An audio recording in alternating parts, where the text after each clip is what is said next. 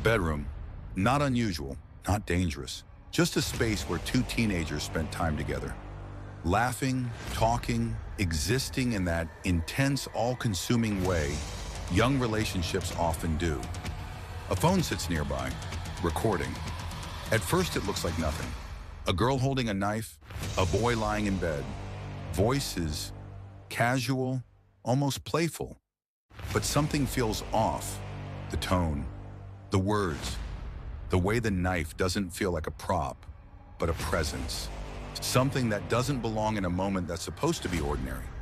Because hours later, that same room would become a crime scene. That same boy would be fighting for his life, and those same videos would be seen not as moments, but as warnings. This is Murder Vault Chronicles. This is the story of Dalaysia Terrell-Brown. In Harrisburg, Pennsylvania, life moves quietly in neighborhoods like Market Street. Rows of homes, families, teenagers growing up in real time, trying to figure out who they are and who they want to be. Among them were two young people, 18-year-old Tamar Shaw and 17-year-old Dalaysia Terrell-Brown.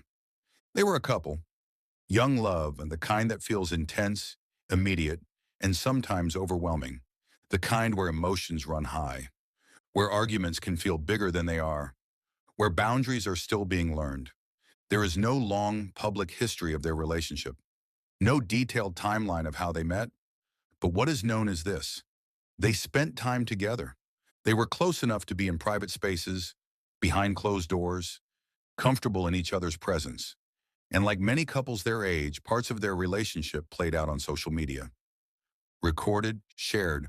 On April 6, 2026, something shifted. Police would later learn that there had been tension earlier in the day, an argument. Not unusual in a young relationship, but something that set the tone. What happened next would take place inside a bedroom, a space that should have been safe. That night, a call came in. A young man had been cut. He was bleeding heavily. When officers arrived, they found Tamar Shaw inside the home. He was alive, but in critical condition. A wound to his chest, deep enough to change everything. He tried to speak, tried to hold on, but within moments his body began to give out. He was rushed to the hospital, but he would not survive. Inside that same room was Dalaysia, the last person with him, the only one who could explain what happened. When police questioned her, she told a story that felt incomplete. She said they had been in bed together. At some point, Tamar asked for a knife, not for violence, but for something ordinary, to cut paper, to roll a blunt. She handed it to him, and then something went wrong. She said she didn't clearly see it. The knife may have become tangled in blankets, that it could have been accidental. But investigators faced a reality that didn't easily fit that explanation. A fatal chest wound, one that required force, one that did not look accidental. And then everything changed, because this case did not exist only in that room. It existed on social media. Investigators received a tip. There were videos that had been recorded before the stabbing. Videos that showed moments between Dalaysia and Shaw, moments that now felt different. In one clip, a knife is visible, not hidden, not incidental, held, directed. In another, the blade is pointed toward him. Words are spoken, dismissive, challenging, the kind of words that, in the moment, might be brushed off, but later felt like something more. And then another moment. A knife is thrown towards him as he lies in bed. A moment that might have once seemed chaotic, but now sits under a completely different light. These were not reconstructed events. They were captured in real time. Fragments of a relationship, unfiltered, unedited, and now impossible to ignore. Police would later say that knives recovered from the room appeared consistent with those seen in the videos. The same presence, the same object, now connected to a fatal outcome. What makes this case so unsettling is not just what happened, but how it unfolded. There was no reported break-in, no unknown attacker, no outside force. Just two young people in a room with a history that may have been more complicated than it appeared. What did those videos mean? Were they jokes taken too far? A reflection of a volatile relationship? Or something more serious? that no one stopped in time?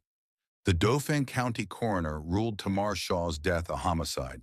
The injury was severe, the force is undeniable, and with that, the case moved from tragedy to criminal investigation. Dalaysia Terrell-Brown was arrested and charged with murder, 17 years old, facing a future that now looks completely different from anything she might have imagined. She was denied bail. The court cited concerns for public safety, and now everything comes down to one question. What really happened in that room? Because behind every case like this, there is a relationship, not just names in a headline, but moments, conversations, emotions that build over time, things that were said and things that weren't.